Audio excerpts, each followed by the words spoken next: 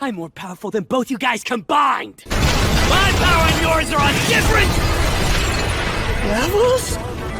You know, as a guy who has the word manga in his name, I don't normally talk all that much about manga or anime on this channel, with the exception of the occasional JoJo or Yu-Gi-Oh video. It's time to do!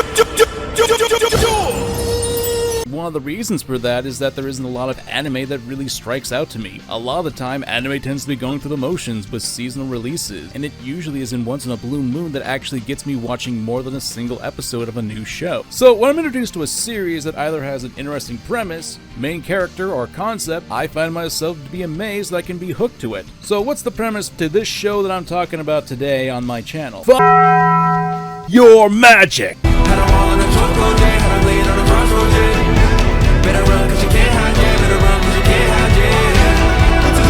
Meet Mashle, Magic and Muscles. So with a title like that, what's this story about? Well, let's take a look at this scene. Meet Mash, a young man living in a world filled with magic, sorcery, and tons of pompous assholes who aren't afraid to be egotistical jerks who throw on whatever power they have. Kinda sounds like our real world.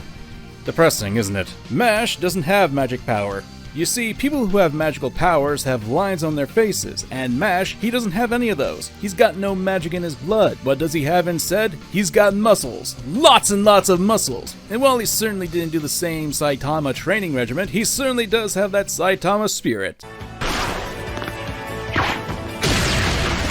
The whole idea is that the world of magic basically purges those without magical abilities, so that way there can be more and more magic users in the world. So you kinda got a whole eugenics thing going on here. I see nothing, I hear nothing, therefore there is nothing. And Mash, well, in order to break this system and live peacefully with his grandfather, he needs to attend magic school to become a divine visionary and prove that there's worth in those who don't have magical abilities. I have to say, when it comes to magic-based stories, a good portion of the time I get bored with them, and at times get repelled by the idea of magic or energy being used as a resource throughout the media. Why, you may ask? Well, it's because of the endless possibilities that magic can provide. And I know that sounds sacrilegious, since that's pretty much what the appeal from magic-based stories is. That the world can be manipulated all at the flick of a magic wand. I understand the appeal of it, but I've always been more of a fan of physical-based and hard-working stories. And sure, there are pieces of media that, while having magic, also have that sort of elements thrown in there. There's just something missing in those sorts of stories that doesn't just click with me. This isn't me saying that they're outright bad, but again, this is a personal choice. So why does Mashle have this appeal to me then? Well, it comes in two pieces. The main character Mash, and the comedy of the story.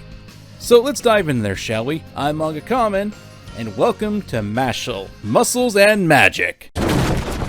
Oh, hey Pops, I'm back. When I say the words shonen protagonist, what is the first thing that pops into your head? It's not that easy to say though. Protagonists in shonen do have typical elements of their character that are shared across series, and oftentimes characters like that will be put into boxes. Deku from My Hero Academia and Tanjiro from Demon Slayer are probably some of the more popular examples that people will point to when it comes to generic shonen protagonists, even more so in battle shonen, since those types of characters will often be a lot more stable to use in the stories. Of course, if you want to dive deeper into the rabbit hole, there was Dragon Ball's Son Goku, who really had started this trend. Most people often think of the spiky-haired, hot-blooded, energetic kid who's kind of a dunce who's surprisingly strong and people underestimate. To be frank, even the protagonist of Mashle, Mash Burnhead, has some of these elements. He doesn't really know how to properly use doors.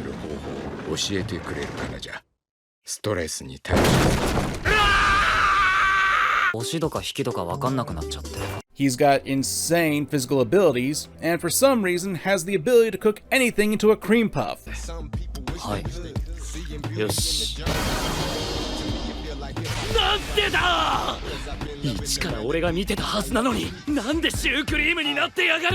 With the exception of the spiky hair, Mash does fit what a lot of people can consider to be a standard shonen protagonist, and even at times does what he can to help those around him, even some people who he's fought in the past as well.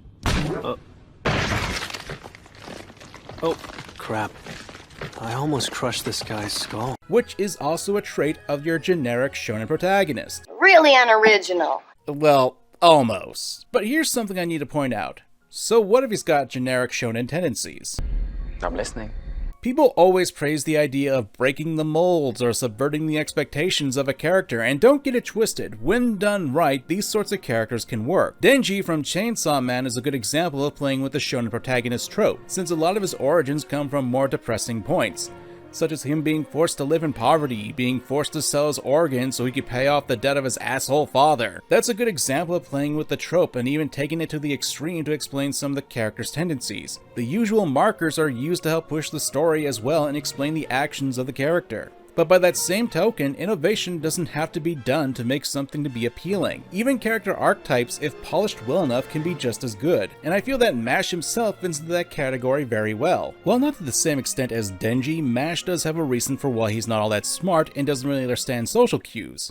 It's a factor for how the story begins. Since he's a person without magic because he went to the market one day without telling his grandfather he was out of some cream puffs, Mash gets discovered after violating a police officer. Yes, you heard me right. So what you gonna do about my uniform, huh? Huh? And because of this, Mash is given an ultimatum eventually. Either be constantly chased for not having magic, or become a divine visionary and change the rules. All the while having one of the officers piggyback off his success. It's because of lack of social skills and inability to read normal everyday cues that Mash's story begins. This is also why Mash gets tricked by people in the course of the show. When he was really young, he was abandoned as a kid, and when his grandfather found him, he saw he had no mark in his face, and thus his grandfather hid Mash out in the woods. It stated that he had to hide for most of his life and had to keep away from most people at the time, so he really didn't have time to learn how to socialize with other people or pick up on the social cues that you and I would really have. Not that he would need them all that much, since Mash's other ability from being stuck with his grandfather was his physical strength, which his grandfather made him train to do. When you're able to bitch slap magic in a world where people rely on magic to do day-to-day things, I think you're kinda covered. And in fact, part of the charm that comes from Mash as a main character basically is him breaking all the magical rules that are in this world. One such example is when he's trying to take the entrance exam of the academy, and one of the first tests is basically to have the text on a piece of paper to stop moving. The idea is to use the right spell to make it stop, but as I've stated, Mash doesn't have magic. So how's he gonna pull this off? He frickin' threatens the magical paper! Please stop moving. I won't ask again. Essentially, he cheats to get into the academy, which, hey, as a once famous gambler once said, it's not cheating if you don't get caught. Really, when you think about it, while Mash is a part of this obviously terrible system, the way he's able to circumvent the issues that would crop up with his lack of magic ability is very endearing. It's essentially a rejection of the world that would, in turn reject Mash. So when I see Mash using his physical abilities to fly in the air or fight against higher powered magic users, it's oddly satisfying. Maybe it's because I prefer to have a more physically based character in a world of magic like D&D, or the fact that it's just entertaining for Mash to slam the pompous idiots into the ground. The fact of the matter is, while Mash may not be the socially aware person in the room, or even this world, he's not fully an idiot. The fact he's able to come up with solutions for his problems makes him out to be rather resourceful and playing to his literal strength on the matter. No Harry Potter shit, huh? An example of this would be when his first gold coin, a testament to his prowess at the academy and something that would allow him to fulfill his goal, was taken by a puppet master magician, Abel. Mash was able to get his coin back by biting off a puppet's button that was holding on to him. He shot the button into the coin with his mouth, and then sucked the coin into his mouth by breathing in. That is just insane and honestly really creative, if I'm honest. You may be thinking that Mash, being able to smack away magic, being insanely strong, burying jackasses in the ground, and to top it off, he's actually a secret genius? Why, Kamen! That sounds like the dreaded Gary Stew! Bum bum bum! I've made videos discussing this topic, but for those who don't know, a Gary Stew is the male version of the infamous Mary Sue. A lot of people will often equate overpowered characters to this, but will often focus on the fact that these characters don't really feel like they earned what they get, and often don't get the appropriate consequences for their actions. To put it simply, a Gary Stew or Mary Sue character isn't a character who has no flaws. It's someone who has abilities rely on bending the story itself to favor the character. They're just awesome! Insert author, insert here. If we were just to look at Mash as a character in and of himself, it would appear that he does have that going on with him. I personally wouldn't call him a Gary Stu since his actions do have consequences, it's just he's more or less willing to accept his responsibilities and overcome what will happen. Even if MASH were to be a Gary Stu, that wouldn't necessarily be a bad thing. Characters like these get bad reps, and there's a reason since they're often seen as author inserts or being protected by the creators. However, let's consider a different character who has a similar setup to MASH.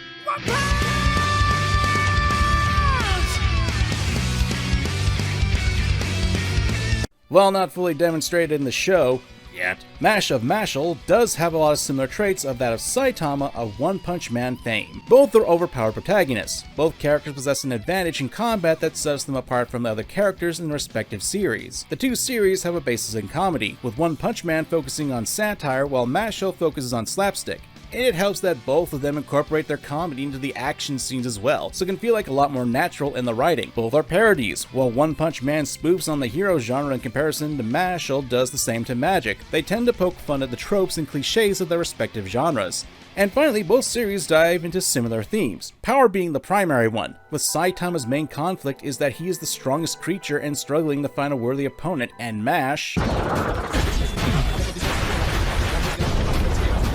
yeah, they also examine the pitfalls of becoming strong with the consequences of how that power can corrupt people, with One Punch Man doing that not only with the people who become monsters but also the hero association with some heroes, and in turn, Mashle shows how those with magical powers have a bit of a hierarchy, and there are even stronger magic users who have 2 marks on their faces. These magic users even treat other magic users terribly. And of course, there's the obvious of those without magic powers are essentially leopards. We even learn that some people can actually lose their magical powers as they age up too. There's a lot I can see in One Punch Man that I can see in Mashle, and it's even with the main characters too. Aside from what I've said before, one of the bigger differences would be that there's a lot more conflict with MASH. Since MASH can't use actual magic, and since technically speaking MASH is an objective inferior to all the magic users, so when we watch MASH succeed without the proper qualifications, it's endearing. Of course, that's only half of why this series stands out to me. Don't get me wrong, MASH is a great character, but there's another aspect that really won me over. What ho, muscle wizard? Might you cast us a spell? Ho ho ho ho! Of course, young adventurer. I cast Feast!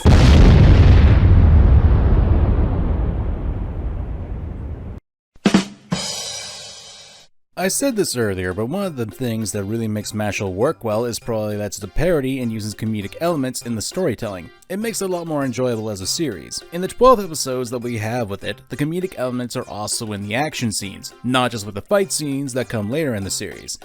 This is a shonen, and you've got a guy who's got enough muscular power to move a continent. No, not kidding on that. Of course you'll have some fights going on. It makes sense considering the setting. And when you have fights, you need to be able to make them memorable. This can be done with high octane action, or it can be done because it messes with your expectations on what's going to happen. One of the best things about this type of shonen is that it's not afraid to mock people. Now, I've said in the past there's a fine balance of when to mock and not mock your antagonists. Tubes, Tink, big chair. Did I guess right? Boo! Mashle, on the other hand, the comedy doesn't really come from Mash's words, rather it relies on the slapstick reaction aspect. Oh, it's not like mine! What the heck? Take the fight against the Shark Mage, a wizard who has the ability to create a watery dimension and transform into a shark. Are you mushroom head? You cannot escape my sea field. You and I are alone here in the deep. What was that? It was moving faster than anything I've seen before. The comedy comes from the fact that Mash is able to utterly surprise his opponents with his actions. Daddy shark, you do Daddy shark, you do. It doesn't really mock the opponent in the same way as pointing out cliches or how the villain is acting like a big ham. That was him! It comes off a lot more natural, because most of the time, we don't experience these out-of-the-world feats, and since it's a lot more fantastical, even to someone who can transform into a shark, so if it really freaks out these people, it comes off as really natural and over the top for the audience. People who can control gravity, people who make rocks erupt from the ground, people who turn others into puppets.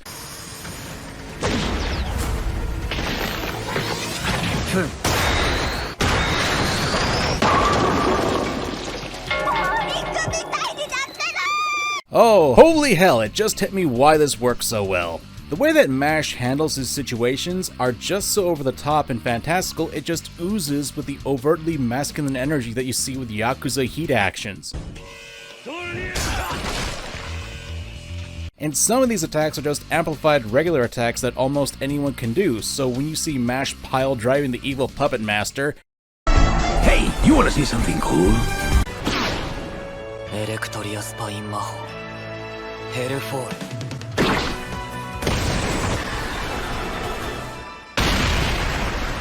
it's just so satisfying. Especially when you consider that most of the characters that MASH beats up really have it coming to them. There are people who you want to see fail and be surprised by MASH's abilities. There's just something cathartic about seeing terrible people getting what they rightly deserve. What you're doing? Burying you? But like how you can expel me whenever you want. I can bury you whenever I want. And when it's done in over-the-top ways, it's just plain funny to me. I'm sure that a lot of us view those who are in higher positions than us in some contempt, and even more so when it's clear they're doing things that hurt others for their own benefit. Come on, admit it. Everyone's felt that way one time or another, so when we see someone who by the world's standards pulls stuff like this that is fantastical, you can't help but laugh since it's so over the top and arguably stupid response to corruption. Yes, there's an underlying stupidity to this as well. MASH, while being a funny person incidentally, is a likable character, even if what he does can be really over the top by accident. The plot, while a little cliched, is kind of the point, since at its core, Mashle has the soul of a gag manga. It's just that gags that MASH perform are honestly atypical of what you see in regular comedy-based shows. Like a lot of comedy-based anime and manga often relies on the fan service reaction humor model. Not that there's anything wrong with that. If there's one thing I had to say that is a detriment to the show's comedy regard, it's that most of the supporting cast aren't that entertaining when MASH isn't on the screen. While they're not terrible, they're not that memorable, and they often act more as support for MASH. The generic shonen stuff is worse when the main character isn't around, since it loses the thing that makes it charming. I wouldn't say that it's outright terrible, but you really want to see MASH in Mashle. That's really the only negative I can say about the show, however. The comedy aspects involving MASH more than make up for it. Not to mention, while the story may be a little generic, much like I said about shonen protagonists, just because a story doesn't break new ground, that doesn't mean it's bad. Mashle's story does have a lot of typical elements of a shonen plot. Main character's life gets uprooted, main character must go to school or organization where he trains to become the best or acquire a position of power, powerful enemies appear before the protagonist, and thus Protagonist-kun must fight these bastards. I'm sure right now at this very moment you thought of a number of the stories that have those writing points to them. And yeah, a lot of shonen does follow those trends. It isn't exactly a bad thing, it's just something that works in this medium of storytelling.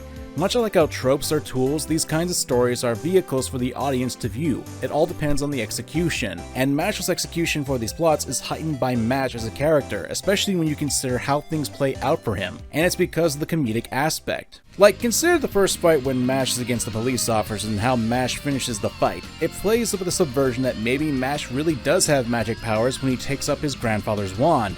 However, he just throws the damn thing and it works! You see, it plays with your expectations, and while it's also a badass move to pull this off, it's also extremely what the fuck as well, and it catches you off guard. That's the strength of Mashle when you really get to the core, where the comedy and action will blend together pretty well. It's an enjoyable romp, but it doesn't exactly break the mold for anime. And frankly speaking, I don't think that's a bad thing. Yes, it plays with the shonen tropes, but it also has the elements of a shonen battle series in its blood. But with a mix of good comedy and an endearing protagonist, it's a series that I've honestly fallen in love with. I'm sending you straight to hell. Good Lord, what is happening in there?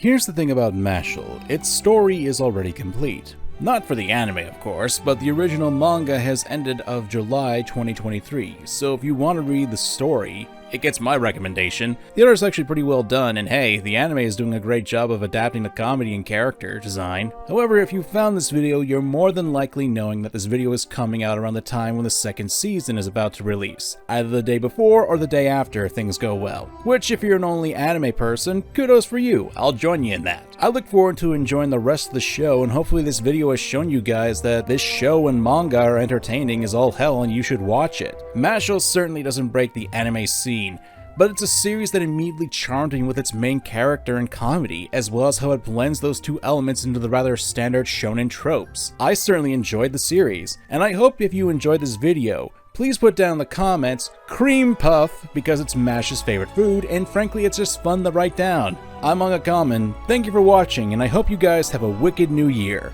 Later everyone. Living in peace with Pops. If this world's so cruel it won't let us, I got no choice but to crush it. With my fists.